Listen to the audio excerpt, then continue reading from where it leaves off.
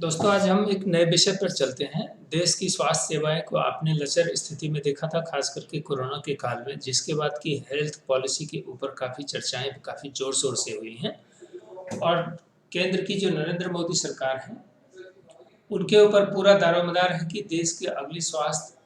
इस health infrastructure कैसी होंगी और कौन-सी पॉलिसी होंगी और किस तरह से स्वास्थ्य का मैनेजमेंट होगा, इसके ऊपर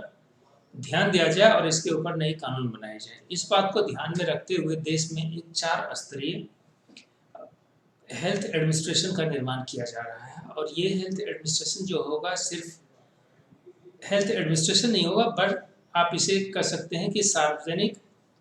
स्वास्थ्य कैडर का निर्माण भी होगा।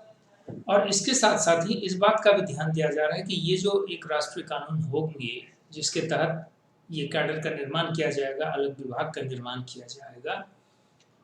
उसमें अगर किसी को हड़ताल करनी हो, लॉकडाउन करनी हो, तो वो भी किसी खास नियम के तहत रेगुलेटेड हो, क्योंकि आपकी स्वास्थ्य सेवाएँ कई सारे ऐसे मुद्दों पर निर्भर करती हैं, जो कई बार सरकार के नियंत्रण से भी बाहर होती हैं। हेल्थ वर्कर को ही आपके स्वास्थ्य का ध्यान रखना पड़ता है, डॉक्टरों को ध्यान रखना पड़ता है, मेडिसिन सप्लाई पे निर्भर करता है, आप किस तरह से ट्रांसपोर्ट से वहाँ पहुँचते हैं, इस पर निर्भर करता है। कितना डॉक्टर आपको अटेंटिवली वहाँ पे देखते हैं, उस पे निर्भर करता है। उसके अंदर में हेल्थ एंड हाइजीन की कैसी व्यवस्था है हॉस्पिटल के अंदर, उस पे भी आपका स्वास्थ्य निर्भर करता है।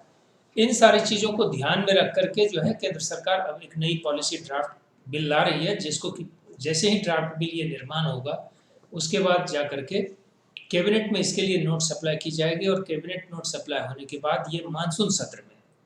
इसी मानसून सत्र में जो केंद्र सरकार है, वो इसको लाना चाह रही है। सो इस पे एक त्वरित गति से कार्रवाई चल रही है।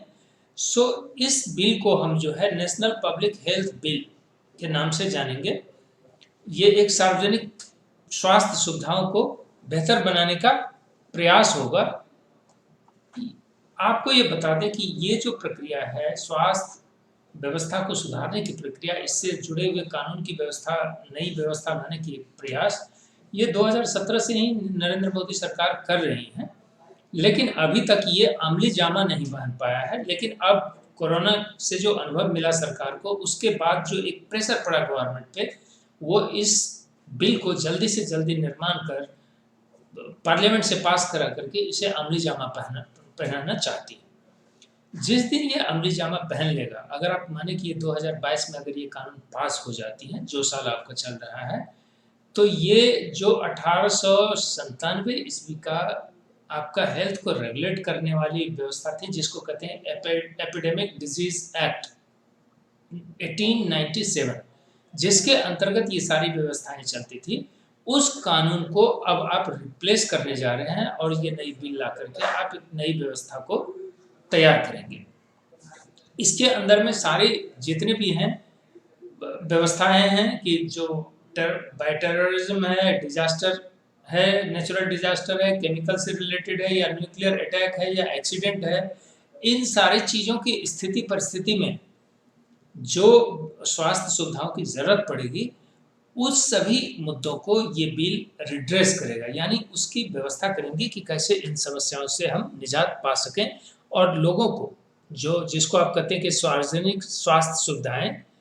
उनको कैसे बेहतर से बेहतर बनाई जा सके। तो आप जल्द ही एक नए तरह का कानून स्वास्थ्य पर देखेंगे और इसको जो विभाग काम कर रहे हैं, जो आज आपका family and welfare health and family welfare department है, वो इस पे काम कर रही हैं और सारे जो ब्यूरोक्रेसी है, वो इस नई व्यवस्था को लाने में, क्योंकि इससे पूरा का पूरा ढांचा बनेगा, पूरा ब्यूरोक्रेटिक स्ट्रक्चर बनेगा कि किस तरह से इनकी व्यवस्थाएं होंगी। तो इसके निर्माण के लिए जोर शोर से लगी हुई है और सरकार अपनी पूरी दबाव बनाई हुई कि जल्द से जल्द कानून का एक